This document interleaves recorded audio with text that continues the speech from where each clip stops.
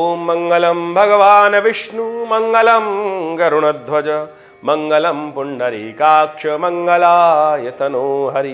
नमस्कार, स्वागत है आपका आचार्यवाणी में। मैं आचार्य विक्रमादित्य आपके साथ हूँ और आज का विषय हमारा है तुला राशि वालों के लिए समय नवंबर का अंतिम भाग क्या कुछ लेके आया है। देखिए तुला राशि वालों, आपकी राशि के अनुसार से बड़ा महत्वपूर्ण समय रहने वाला है ये आपके लिए नवंबर का अंतिम भाग। आपकी राशि तुला है, उसके स्वामी है शुक्र और शुक्र महाराज आपके अपने घर आने वाले हैं। 12वें भाव में चल रहे हैं और वहाँ से परिवर्तन होकर जो 12वें भाव में चल रहे थे, कन्या राशि के चल रहे थे, बड़ी विशेष तौर पर विषम अवस्था में थे। और कहा जाता है कि कन्या के जो शुक्र होते हैं बड़े कमज़ोर होते हैं और आपकी राशि में 12वें भाव में आ जाते हैं तो विशेष तौर पर कई प्रकार के जो लाभ बनने की स्थिति थी उसमें पूर्ण लाभ नहीं होने दिया होगा उन्होंने।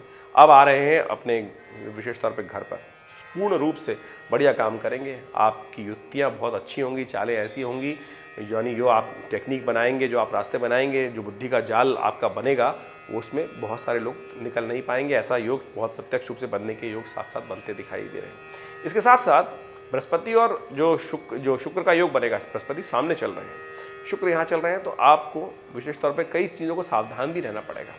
तो सिलसिलेवार तरीके से समझ लीजिए क्या कुछ होने के योग हैं। अभी मंगल का परिवर्तन भी होकर चुका है और ये मंगल का परिवर्तन बड़ा महत्वपूर्ण है। मंगल महाराज शनि के साथ जो समसप्तक, ये जो विशेष तौर पे आपस में युद्ध का योग बन रहा है, एक दूसरे को देख रहे हैं, तो ये भी थोड़ा सा अच्छा नहीं है। इसके कारण से क्लैश उत्पन्न हो सकते हैं। तो इसलिए जो भी कार्य कर रहे हैं उनमें शांति के साथ आपको काम करने की ज़रूरत है। अपनी युक्ति को सही रूप से काम करते हुए, गुप्त युक्ति रखते हुए कभी काम करेंगे, कहीं ऐसा ना हो कि हर चीज़ को खुला किताब की तरह करने का प्रयास कर लें। ये नवंबर का महीना अंतिम भाग में बड़ा महत्वपूर्ण है। तो समझ लीजिए क्या कुछ होने के योग हैं, आपके साथ कैसा रहेगा ग्रहों का योगा योग, समय क्या खेल खेलेगा। देखिए सबसे पहले सिलसिलेवार तरीके से समझें। 23 तारीख को बात कर लेते हैं। 23 तारीख को बृहस्पतिवार का अवसर है और इस दिन देव उठनी एकादशी है। कार्तिक एकादशी इसको बोला जाता है, सबसे श्रेष्ठ एकादशी देव उठनी एकादशी। और भगवान विष्णु का शेषय्या से उठने का दिन, तुलसी विवाह इस दिन किया जाता है। और इस दिन की ग्रह गणना की बात करें तो उस दिन थोड़ा सा आपको स्वास्थ्य के बारे में ध्यान रखना पड़ेगा। चंद्रमा आपके थोड़े शीर्ण चल रहे हैं और चंद्रमा विशेष तौर पर जहाँ चल रहे हैं वो स्वास्थ्य के मामले में कहीं ना कहीं परेशान कर सकते हैं। मौसम बदल रहा है, स्वास्थ्य का ध्यान रखते हुए कार्य कीजिएगा। चावल का दान करें, ये आपके लिए बड़ा सुंदर रहेगा। भगवान विष्णु का आप शालिग्राम जी का पूजन कर उनका चरणामृत श्रद्धा भाव से ग्रहण करें। कहा जाता है कि भगवान विष्णु का जो चरणामृत श्रद्धा भगवान से करते हैं, अकाल मृत्यु हरणम सर्वव्याधि विनाशनम विष्णु पादोत्कम पित्वा पुनर्जन्म न विद्यते।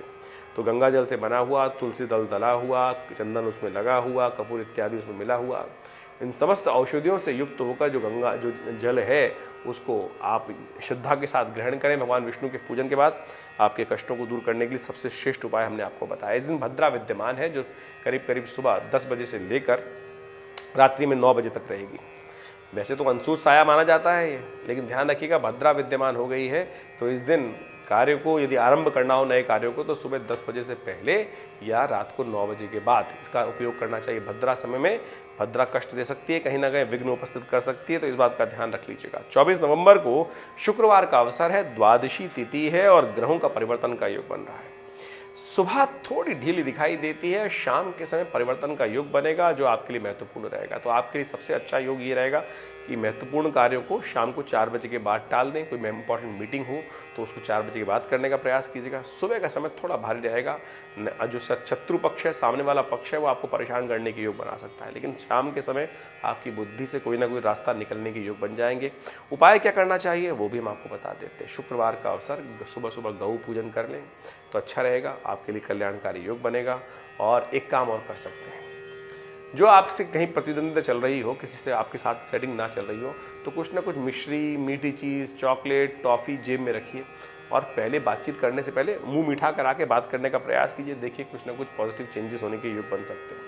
25 नवंबर की यदि हम बात करें तो उस दिन शनिवार का अवसर है और शनिवार विशेष बहुत बना हुआ है, त्रयोदशी तिथि है, इसी कारण से बोल रहे हैं प्रदोष, शनि प्रदोष हो गया है, शनि प्रदोष योग बन गया है बहुत सुंदर तरीके से। देखिए इन दिनों शनि महाराज आपकी बुद्धि में चल रहे हैं, मंगल के साथ टकराव की स्थिति बन रही है, तो ऐसे में शनि को कंट्रोल करने के लिए आप सुंदर उपाय हम बता रहे हैं आपको, इस दिन अवश्य करने का प्रयास कीजिएगा। इस तरीके से आप बहुत सुंदर तरीके शाम के समय भगवान शंकर के मंदिर में जाकर आप विशेष तौर पे थोड़े दूध में तिल डालकर ओम त्र्यंबकम यजामहे सुगंधिम पुष्टिवर्धनम उर्वारुकमिव बंधनान मृत्योर्मुक्षीमामृतात्। इस मंत्र का जप करते भगवान का अभिषेक करेंगे तो आने वाले समय में शनि महाराज आपके अनुकूल रहेंगे। नहीं तो करीब करीब 1.5 महीना यानी 31 दिसंबर तक ये शनि मंगल का टकराव कहीं ना कहीं कष्ट दे सकता है। रवि योग बन रहा है करीब करीब 3 बजे से, तो नया कार्य आरंभ करना हो तो 3 बजे के बाद इसका उपयोग कर सकते हैं, मुहूर्त का लाभ मिलेगा। 26 नवंबर को रविवार का अवसर, चतुर्दशी तिथि है और इस दिन ग्रहों का परिवर्तन का योग आपके लिए जो बन रहा है वो थोड़ा सा दिन तो आपके लिए अच्छा रहेगा, लेकिन शाम के बाद थोड़ा सा कहीं ना कहीं मन में थोड़ा सा कहीं शाम परेशान कर सकती है, अकेलापन थोड़ा परेशान कर सकता है, कहीं ना कहीं मन में कोई ना कोई ऐसा बात उत्पन्न कर सकती है जो थोड़ा सा आपको अशांत करने का योग बना है। तो एक उपाय हम आपको बता देते हैं, वो करने का प्रयास कीजिए, उससे लाभ मिलेगा।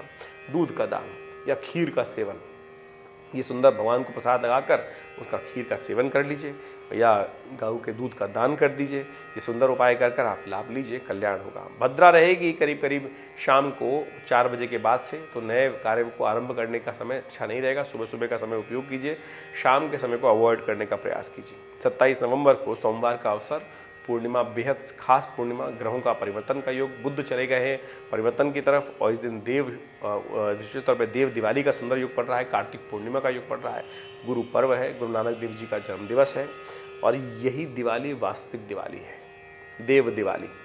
और आपके ग्रह योग गणना जो थोड़ा सा ढीला चल रहा है ग्रह इस वक्त, तो उसको ठीक करने का भी उपाय बता देते हैं हम आपको। सुबह सुबह भगवान विशेष तौर पर कार्तिक स्नान करें, गंगा जल तीर्थ जल से स्नान करें।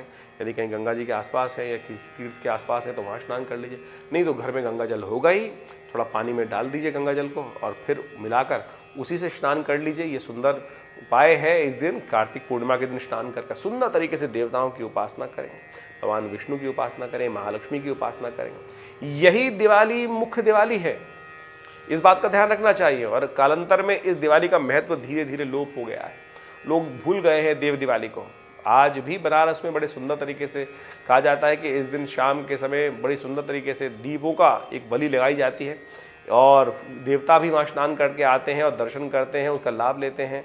तो आप भी अवश्य इस सुंदर तिथि का लाभ लेते हुए भगवती का पूजन करें, भगवान विष्णु का पूजन करें, बड़े सुंदर तरीके से समस्त रीति रिवाजों का पालन करते हुए कार्य करने का प्रयास करें तो सुंदर रहेगा, लाभ के योग बनेंगे, आगे बढ़ने के सुंदर योग बनते दिखाई देंगे। वहीं 28 नवंबर की यदि हम बात करें तो उस दिन मंगलवार का अवसर, प्रतिपदा तिथि, मार्गशीर्ष का महीना आरंभ हो रहा है और ये जो ग्रह परिवर्तन हुआ है, बुध का जो परिवर्तन हुआ है आपकी राशि के अनुसार से थोड़ा सा नुकसान देने के योग बना सकता है, ध्यान रखते हुए कार्य करने की जरूरत है। करीब करीब आने वाले 20 दिनों तक बुध परिवर्तन की तरफ होकर आपकी राशि में जहां बैठने जा रहे हैं, ये आपके लिए थोड़ा सा कष्ट दे सकते हैं। आपको जमीन जायदाद के संबंधों में, अपने कार्यों के संबंध में थोड़ा ध्यान रखने का प्रयास करना चाहिए। अननेसेसरी लोग आपको आपके लाभ से वंचित करने का प्रयास कर सकते हैं, तो इसका उपाय आपको लगातार करने का प्रयास करना चाहिए। एक अपने गले में पीले रंग का धागा धारण करने का प्रयास कीजिए, ये आपके लिए शुभ रहेगा। सोने की चेन धारण कर सकते हैं, ये बुध के दुष्प्रभावों को दूर करने का योग बनाएगी और लाभ की स्थिति बनेगी। कोशिश ये करें आप नित्यपति श्री गणेश का स्तवन करें। आने वाले कुछ दिन तक गणेश जी को ओम गंगणाधिपतये नमः इस मंत्र का जप करते हुए एक दूर्वा अर्पित कर दिया करें। इससे ये बुध का जो दुष्प्रभाव है धीरे धीरे ठीक होने का योग बनेगा, लाभ के योग बनेंगे। 29 नवंबर को बुधवार है और साथ साथ द्वितीया तिथि है और ग्रहों का परिवर्तन का योग बन रहा है। चंद्रमा सुबह सुबह 2:44 में परिवर्तन होंगे और ये आपके लिए परिवर्तन होकर बड़ा सुंदर योग बनाएंगे।